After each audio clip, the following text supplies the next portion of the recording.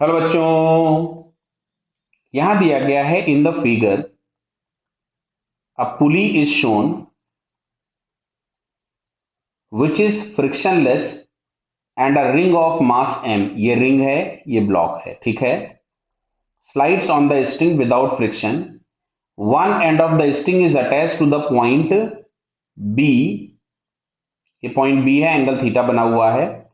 Other end the block P of mass m is attached. The whole system is in vertical plane.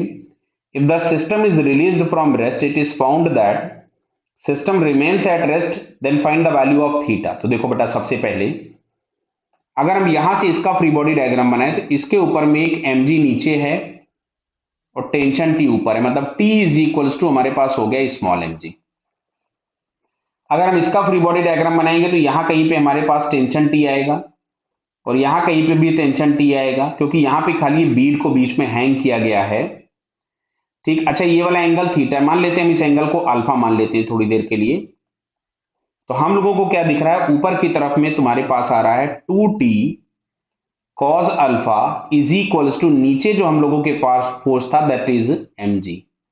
अच्छा, t की जगह मैं mg लिख देता हूं, तो यहां से हम लोगों के पास आ गया 2mg cos of alpha is equals to mg। तो इस mg से तो mg कैंसिल हो गया, तो यहां से आ रहा है cos alpha is equals to 1/2। तो cos अल्फा अगर 1/2 है तो अल्फा की वैल्यू क्या हम लोगों को समझ में आ रही है कि इस अल्फा को हम लोग लिख सकते थे 60 degree.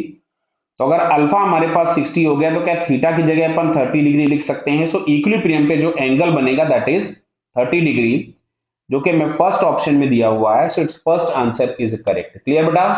Okay, all the best.